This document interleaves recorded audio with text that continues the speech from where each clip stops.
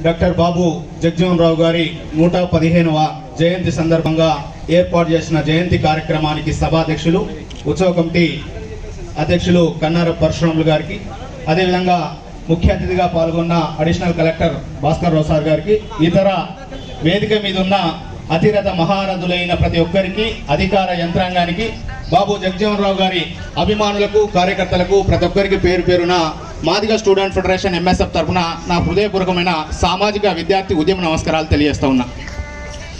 Doctor బాబు జగజ్జీవన్ రావు గారి ఆశయ సాధన కోసమే, ఆయనను స్మరించుకోవడం కోసమే ఈ మీటింగ్ జరుగుతూ ఉన్నది.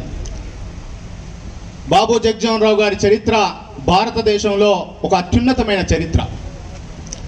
ప్రపంచ దేశాల్లో నాకు తెలిసి కుల వివక్షత విపరీతంగా జాడ్యం విసురుతున్న ఆ కాలంలో అతిపెద్ద రాష్ట్రం నుంచి ఒక మారుమూల గ్రామంలో, పేద కుటుంబంలో కుల వివక్షత అనుభవిస్తున్న ఒక మారుమూల పల్లెలో జన్మించిన బాబు జగజ్జీవన్ రావు ఒక రాజకీయ దురంధరుడిగా ప్రపంచం మెచ్చే ఒక కీర్తి పతాకగా వెలిసిందంటే కారణం ఆయన శ్రమ, ఆయన కృషి, ఆయన త్యాగం అనే విషయాన్ని కూడా మీ అందరికీ గుర్తు చేస్తున్నాం మిత్రులారా.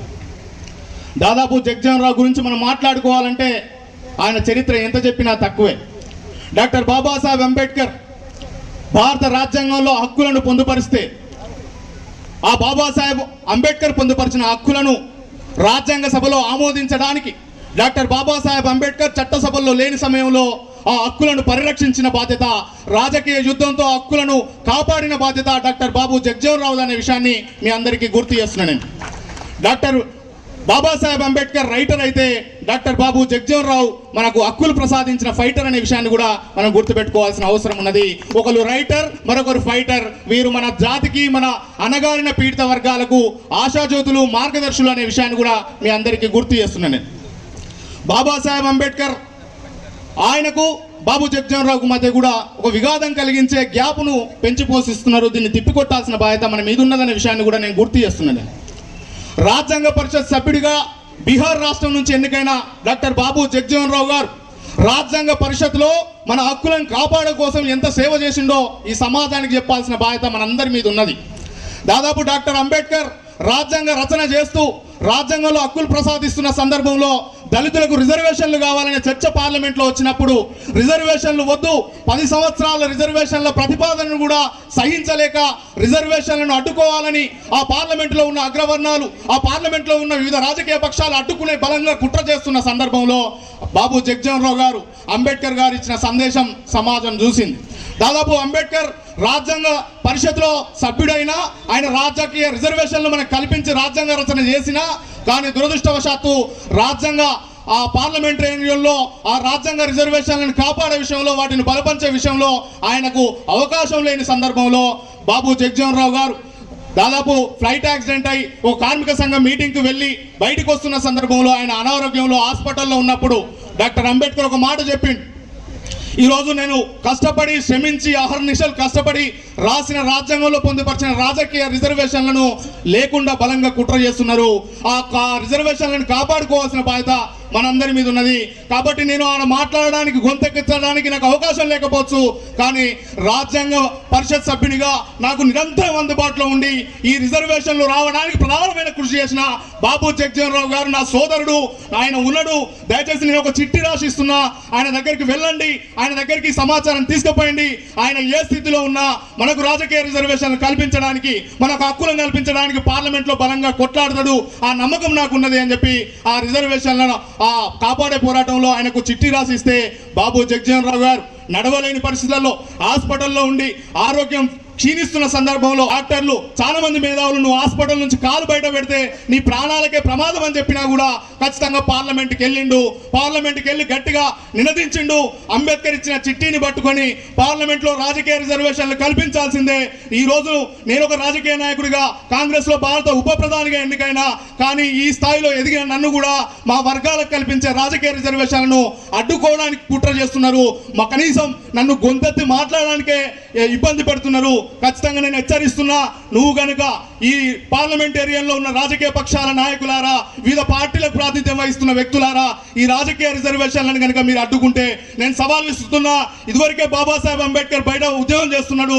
నేను నా రాజకీయ పదవికి, నా పార్లమెంటేరియన్ పదవికి రాజీనామా చేసి ఖచ్చితంగా కాంగ్రెస్ మీద యుద్ధం చేస్తా అని చెప్పి బహిరంగ ప్రకటించిన తర్వాతనే రిజర్వేషన్లు మనకు ఆమోదం పొందిన అనే విషయాన్ని మనం గుర్తుపెట్టుకోవాల్సిన అవసరం ఉన్నదనే విషయాన్ని కూడా మీ అందరికీ గుర్తు చేస్తున్నాం మిత్రులారా. అంత గొప్ప మహనీయుని శ్రమ వల్లనే మనం ఈరోజు ఈ స్థాయిలో జీవిస్తున్నాం. కాబట్టి ఒక గొప్ప ఫైటర్గా మనం భావించుకోవాల్సిన అవసరం ఉన్నదనే విషయాన్ని కూడా నేను గుర్తు చేస్తున్నా. మరొక అంశం, డాక్టర్ బాబు జగ్జీవన్రావు ప్రపంచ రికార్డును గైకొన్నాడు. దాదాపు 27 సంవత్సరాల్లో ఒక బీహార్ అసెంబ్లీకి మొట్టమొదటిసారిగా ఎమ్మెల్యేగా ఎన్నికై దాదాపు అతి చిన్న వయసులో మంత్రిగా, కేబినెట్ మంత్రిగా పదవి బాధ్యతలు స్వీకరించి దాదాపు 50 సంవత్సరాల పాటు అతిపెద్ద పార్లమెంటేరియన్ చరిత్రలో 50 సంవత్సరాల పార్లమెంటేరియన్ గా గొప్ప చరిత్ర నెక్కిన మహానాయకుడు బాబు జగ్జీవన్రావు అనే విషయాన్ని మనం అందరం గుర్తుపెట్టుకోవాల్సిన అవసరం ఉన్నది. అంతేకాదు 30 సంవత్సరాల పాటు దాదాపు వివిధ శాఖలకు మంత్రివర్గంలో ప్రాతినిధ్యం వహిస్తూ, ప్రాధాన్యత వహిస్తూ 30 సంవత్సరాల పాటు కేంద్ర మంత్రిగా ఈ దేశానికి ఎనలేని సేవ చేసిన నాయకుడు బాబు జగ్జీవన్రావు అనే విషయాన్ని కూడా మీ అందరికీ గుర్తు చేస్తున్నా. ఎంత చెప్పినా బాబు జగ్జీవన్రావు గారి కృషి మరవలేనిదనే విషయాన్ని కూడా మీ అందరికీ గుర్తు చేస్తున్నా.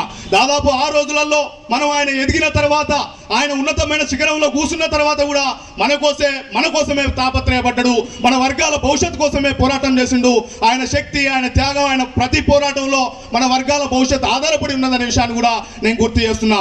భారతదేశ ఉప ప్రధానిగా ఎన్నికైన తర్వాత కూడా ఆయన అధికార పార్టీలో ఉండి కూడా కాంగ్రెస్ పార్టీ కూడా రాజీనామా చేసి ఇందిరాగాంధీ లాంటి ఒక బలమైన నాయకురాలను ఎదుర్కొన్న చరిత్ర కూడా బాబు జగ్జీవన్రావుకు ఉన్నదనే విషయాన్ని కూడా మనం గుర్తుపెట్టుకోవాల్సిన అవసరం ఉన్నది. మొట్టమొదటి నెహ్రూ గారి మంత్రివర్గంలో మొట్టమొదటి కార్మిక శాఖ మంత్రిగా ఈ దేశంలో కార్మికుల హక్కుల కోసం, కార్మికుల సంక్షేమం కోసం, కార్మికుల సామాజిక భద్రత కోసం మాట్లాడిన ఏ నాయకుడు లేడు.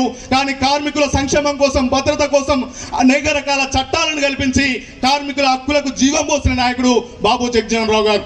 ఈరోజు హరిత విప్లవం గురించి చాలా మంది మాట్లాడుతుంటారు. కానీ హరిత విప్లవ సృష్టికర్త, ఈ దేశంలో వ్యవసాయ సంక్షోభం ఏర్పడ్డప్పుడు కనీస సౌకర్యాలు లేక ఈ దేశంలో ఉన్న ప్రజలు మొత్తం అల్లాడుతున్న సందర్భంలో హరిత విప్లవ ఉద్యమానికి బీజం పోసి హరిత విప్లవ సృష్టికర్తగా మారి మన దేశంలో ఉన్న ప్రజల ఆకలి తీర్చిన మహనీయుడు బాబు జగ్జీవన్రావు అనే విషయాన్ని కూడా మీ అందరికీ గుర్తు చేస్తున్నా. ఈ రోజు ఇండో పాక్ యుద్ధం మనం అందరం చూసినాం. దాదాపు ఇండో పాక్ యుద్ధం జరుగుతున్న సందర్భంలో పాకిస్తాన్ నుంచి మన దేశంలో ఉన్న భద్రతా బలగాలను చుట్టుముట్టి మన దేశాన్ని ధ్వంసం చేయాలని కుట్ర చేస్తున్నప్పుడు భారత రక్షణ శాఖ మంత్రిగా 1970లోనే భారతదేశంలో యుద్ధం ఎట్లంటుంటుందో చూపించి పాకిస్తాన్ సైనికులకు పాకిస్తాన్ చేసే దుర్చర్యను ఖండించి భారతదేశాన్ని రక్షించిన చరిత్ర, సైన్యానికి వ్యూహాత్మకమైన దాడులను, వ్యూహాత్మకమైన ఒక శిక్షణనిచ్చి భారతదేశాన్ని కాపాడిన చరిత్ర రక్షణ శాఖ మంత్రిగా మన నేత మహానాయకుడు బాబు జగ్జీవన్రావు గారికి ఉన్నదనే విషయాన్ని కూడా మనం గుర్తుపెట్టుకోవాల్సిందిగా మీ అందరికీ దృష్టికి తీసుకొస్తున్నా. ఒకటి కాదు, రెండు కాదు, తపాలా కార్మిక శాఖ మంత్రిగా, సమాచార శాఖ మంత్రిగా, దాదాపు ఉపాధి కల్పన మంత్రిగా ఈ దేశంలో ఎన్నో మంత్రిత్వ శాఖలకు దాదాపు 30 సంవత్సరాల పాటు ఈ దేశానికి ఎనలేని సేవ చేసిన నాయకుడు మన నాయకుడు బాబు జగ్జీవన్రావు గారు అనే విషయాన్ని కూడా మీరు అందరూ గుర్తుపెట్టుకోవాల్సిన అవసరం ఉన్నది. ఇంత సేవ, ఇంత కృషి ఈ దేశంలో ఎవరు చేయలేదు. మనం చెప్పడం కాదు, ప్రపంచం మొత్తం రికార్డుగా భావించుకొని ప్రపంచ రికార్డుగా ఆయన రాజకీయ దురంధరుడిగా సమాజమే గుర్తిస్తున్నది. ఆయన జయంతిని సమతా దివాస్ గా ప్రకటించిందనే విషయాన్ని కూడా మనం అందరం అర్థం చేసుకోవాల్సిన అవసరం ఉన్నది. మరి ఇంత చరిత్ర కలిగిన వ్యక్తి, ఇంత సేవ చేసిన వ్యక్తి, భారతదేశంలో మనకు హక్కులు ప్రసాదించిన వ్యక్తి, ఇన్ని వర్గాల ప్రజలకు, ఎస్సీలైనా, ఎస్టీలైనా, బీసీలైనా, మైనార్టీలైనా అన్ని వర్గాల ప్రజల కోసం ఉద్యమం చేసిన ఒక మహనీయుడు ఈ భారతదేశంలో పుట్టడం నిజంగా మనందరికీ గర్వకారణం. కానీ ఆ మహనీయుడు భారతదేశంలో పుట్టడం మనకు గర్వకారణమే కావచ్చు, కానీ ఆయన మాదిగ కులంలో పుట్టడం మాత్రం శాపంగా మారిందనే విషయాన్ని కూడా మీ అందరికీ గుర్తు చేస్తున్న మిత్రులారా. ఎందుకు శాపంగా మారింది? ఈ దేశంలో కుల వివక్ష ఎంత విపరీతంగా ఉన్నా, కుల అసమానతలు ఎంత విపరీతంగా ఉన్నా 1935 పబ్లిక్ చట్టాన్ని, బ్రిటిష్ చట్టాన్ని ఎదుర్కొని పోరాటం చేసిన నాయకుడు. ఆయన మెట్రికులేషన్ ప్రారంభమై మెట్రికులేషన్ కొనసాగుతున్న సందర్భంలో కుల వివక్షత కారణంగా పాఠశాలలో 2 కుండలు పెట్టి, మతం పేర, కులం పేర కుండలు పెడితే అంటరాని వారికి కూడా ఇంకో కుండను పెట్టి ప్రోత్సహిస్తుంటే ఒక విద్యార్థి దశలోనే 3 కుండలను ధ్వంసం చేసి మనుషులందరూ సమానమైనప్పుడు, అన్ని కులాలు సమానమైనప్పుడు, అన్ని మతాలు సమానమైనప్పుడు ఈ పాఠశాల కూడా ఒకటే కుండ ఉండాలి కానీ 3 కుండలు ఎక్కడి అని చెప్పి విద్యార్థి దశలోనే ఎదుర్కొన్న నాయకుడు బాబు జగ్జీవన్రావు గారు. ఇంత శ్రమ చేసిన భారతదేశంలో మా కులంలో పుట్టడం, అనగారిన కులాల్లో పుట్టడం, దళిత కులాల్లో పుట్టడం శాపంగా మారింది కాబట్టినే దేశానికి ప్రధానమంత్రి స్థానంలో ఉండాల్సిన బాబు జగజ్జీవన్ రావు ఇప్పటికీ ఉప ప్రధానిగా, అది అక్కడున్న మోజాయి దేశాయికి సంబంధించిన అక్కడ సంకీర్ణ ప్రభుత్వంలో తాను కాంగ్రెస్ పార్టీకి వ్యతిరేకంగా ఓ పార్టీని పెట్టి ఆ ఉద్యమం చేస్తున్న సందర్భంలో తన పార్టీని విలీనం చేస్తే అనుకోని సందర్భంలో ఉప ప్రధాని ఇచ్చారు తప్ప ఆయన మీద చిత్తశుద్ధి పాలకులకు లేదనే విషయాన్ని మీరు గుర్తుపెట్టుకోవాల్సిందిగా మీ అందరి దృష్టికి తీసుకొస్తున్న మిత్రులారా. ఎందుకు చిత్తశుద్ధి లేదు? నిజంగా నేను అంటున్నా, చాలా మందికి భారతరత్న ఇస్తున్నారు, చాలా మంది వ్యక్తులకు రకరకాల పదవులు ఇస్తున్నారు కదా. ఇంత సేవ చేసిన మహనీయునికి భారతరత్న ఎందుకు ప్రకటించలేదో సమాధానం చెప్పాల్సిన బాధ్యత భారత ప్రభుత్వం మీద ఉన్నదనే విషయాన్ని కూడా నేను సూటిగా గుర్తు చేస్తున్నా. కాబట్టి నేను ఇప్పటికీ ఈ వేదిక నుంచి డిమాండ్ చేస్తున్నా, ఖచ్చితంగా బాబు జగజ్జీవన్ రావు గారికి భారతరత్న ప్రకటించాల్సిందే. ఆయన జీవిత చరిత్రను పాఠ్య పుస్తకాల్లో ముద్రించాల్సిందే. ఆయన ఆశయాలను కొనసాగించడం కోసం అందరం సంఘటితంగా నడుం బిగించాల్సిన అవసరం ఉన్నదనే విషయాన్ని కూడా మీ అందరికీ గుర్తు చేస్తున్నా. కాబట్టి బాబు జగజ్జీవన్ రావు గారి ఆలోచన విధానాన్ని ముందుకు తీసుకుపోవడం కోసం మనం అందరం కలిసికట్టుగా శ్రమించాల్సిన అవసరం ఉన్నది, కలిసికట్టుగా పోరాటం చేయాల్సిన అవసరం ఉన్నది. ఆయన ఆశయాల సాధన కోసం ముందుకు నడుము బిగించాల్సిన అవసరం, బాధ్యత మనందరి మీద ఉన్నదనే విషయాన్ని మరొకసారి గుర్తు చేస్తూ, కాబట్టి భారత రాజ్యాంగంలో ఉన్న అంశాలను పొందుపరిచే కాడ ఆ రాజ్యాంగ రచనా కమిటీ సభ్యుడిగా ఎనలేని సేవ చేసిన మహనీయుడు పొందుపరిచిన అంశాలను ఈ సమాజానికి తెలియజెప్పాల్సిన అవసరం ఉన్నదనే విషయాన్ని మరొకసారి గుర్తు చేస్తున్నా. ఈ పాలకుల వైఫల్యమో, పార్టీల వైఫల్యమో, విధానపరమైన వైఫల్యమో తెలియదు కానీ ఈ దేశంలో మన వర్గాల భవిష్యత్తు ఇంకా అంధకారంలోనే ఉన్నది, మన వర్గాల సమస్యలు అంధకారంలోనే ఉన్నాయనే విషయాన్ని కూడా నేను సూటిగా గుర్తు చేస్తా ఉన్నా. దాదాపు భారత రాజ్యాంగ రచనలో స్వతంత్రం వచ్చి 75 ఏళ్లు దాటిపోయింది. ఈ 75 ఏళ్ల స్వతంత్ర భారతదేశంలో రాజ్యాంగంలో చట్టం చేయబడి ఉన్నా కూడా మాకు సమానత్వమైన అవకాశాలు లేవనే విషయాన్ని దయచేసి అధికార యంత్రాంగం గుర్తించాల్సిందిగా నేను కోరుతా ఉన్నా. ఈ భారత రాజ్యాంగంలో ఆర్టికల్ 14, 15 పొందుపరచుండు, చట్టం చేయబడి ఉన్నది. ఈ దేశంలో ఉన్న ప్రజలందరూ సమానంగా జీవించాలని ఆర్టికల్ 14, 15 చెప్తుంది. అది చట్టం చేయబడి ఉన్నది, కానీ ఈ దేశంలో ప్రజలందరూ అందరితో సమానంగా లేరనే విషయాన్ని కూడా నేను గుర్తు చేస్తున్నా. ఆర్టికల్ 17 చట్టం చేయబడి ఉన్నది, అంటరానితనం ప్రయోగించడం, వివక్ష ప్రయోగించడం నేరం అని చెప్పింది. కానీ ఆర్టికల్ 17 చట్టం చేయబడి ఉన్నా ఇంకా అంటరానితనం ఉన్నది, ఇంకా వివక్ష ఉన్నది అనే విషయాన్ని కూడా మనం గుర్తుపెట్టుకోవాల్సిన అవసరం ఉన్నది. ఈ రాజ్యాంగంలో ఆర్టికల్ 21 పొందుపరచబడి ఉన్నది.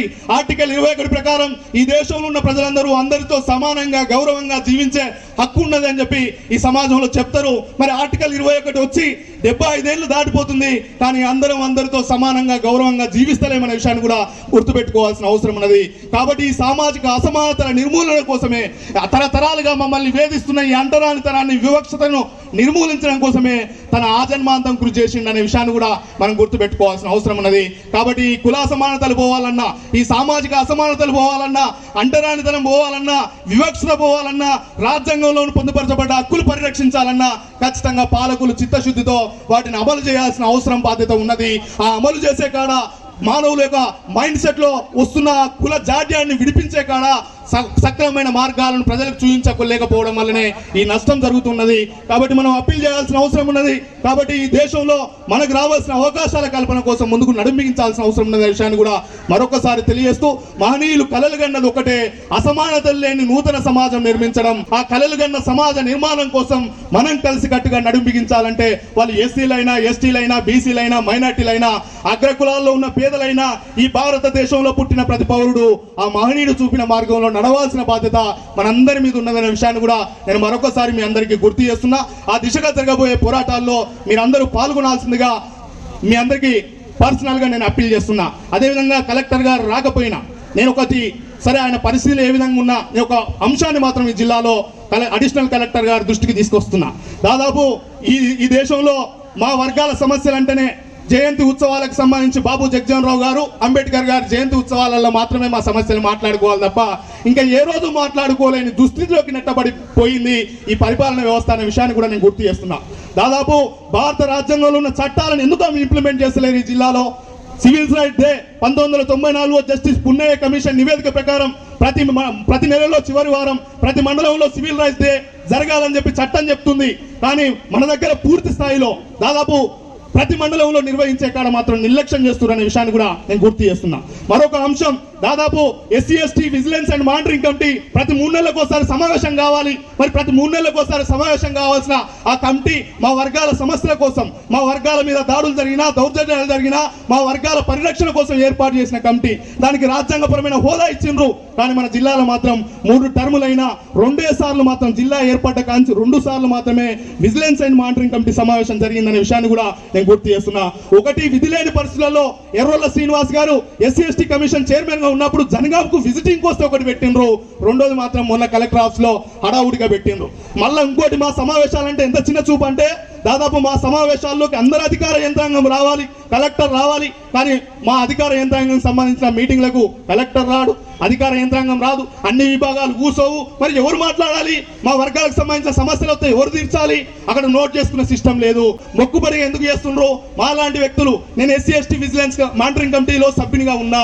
SC ST vigilance and monitoring కమిటీలో లాస్ట్ ఇయర్ మన Bhaskar Rao sir additional collector ఉన్నప్పుడు నేను పోయిన తర్వాత ఎంత దౌర్భాగ్యమైన పరిస్థితి అంటే, ఎస్సీ ఎస్టీ మానిటరింగ్ కమిటీ సమావేశం అంటే వాటర్ బాటిల్ వస్తాయి, బిస్కెట్లు వస్తాయి, ఛాయ్ వస్తుంది, ఛాయ్ తాగాలి, బిస్కెట్లు తినాలి, వాటర్ తాగి వెళ్ళిపోవాలి తప్ప మా వర్గాల గురించి మాట్లాడుకోవద్దనే పరిస్థితికి వస్తే ఇంకా ఎట్లా ఉంటుందో ఒకసారి ఆలోచన చేయాల్సిందిగా మీ అందరి దృష్టికి తీసుకొస్తున్నా. దాదాపు గట్టుమల్లి గారు డిఎస్డిఓ ఉన్నప్పుడు ఆయన కూడా కొన్ని సమాచారం చెప్పినాం.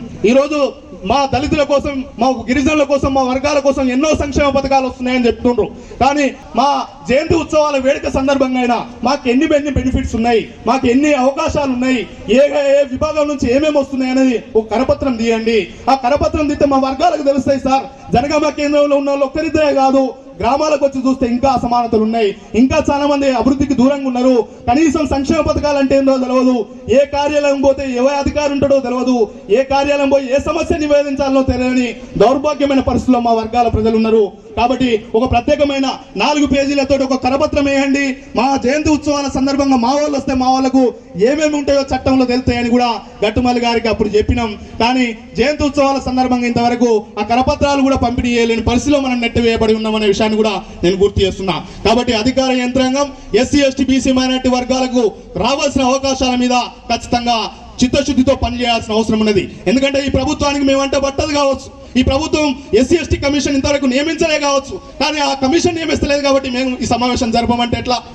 ఎస్సీ ఎస్టీ కమిషన్ నియమించమని వాళ్ళు చెప్తే, రాజ్యాంగం మారాలని చెప్తే ఇక్కడ మేము కూడా అదే పాటిస్తామంటే ఎట్లా? ఒకసారి ఆలోచన చేయాల్సిన అవసరం ఉన్నదనే విషయాన్ని కూడా నేను గుర్తు చేస్తున్నా. మా వర్గాల సమస్యల పరిష్కారం కోసం కూడా కృషి చేస్తే మేమందరం ఉన్నత స్థాయిలో నిలబడడానికి అవకాశం ఉంటుందనే విషయాన్ని కూడా నేను గుర్తు చేస్తూ, కేసీఆర్ గారు భారత రాజ్యాంగం విషయంలో చేసిన వ్యాఖ్యలను, అధికారిక వ్యాఖ్యలను, ముఖ్యమంత్రి హోదాలో చేసిన వ్యాఖ్యలను తక్షణమే ఉపసంహరించుకోవాల్సిందే. ఒక రాష్ట్ర ముఖ్యమంత్రి హోదాలో ఉన్న కేసీఆర్, రాష్ట్రానికి ముఖ్యమంత్రి హోదాలో ఉన్న కేసీఆర్ ఆ వ్యాఖ్యలు చేయడం రాజ్యాంగ స్ఫూర్తికి విరుద్ధం. ఒకసారి అంటే పొరపాటు అనుకుంటాం, ఒకసారి అంటే ఏదో అనుకోకుండా మాట్లాడింది అనుకుంటాం, మళ్ళా 1వ తారీఖున మాట్లాడి మళ్ళా 10వ తారీఖు ప్రెస్ మీట్ పెట్టి అవును రాజ్యాంగం మారాల్సిందే, రాజ్యాంగం మారడం అనే మాటలకు నేను కట్టుబడి ఉన్నా అనే అహంకారాన్ని ప్రదర్శించడం దేనికి సంకేతం?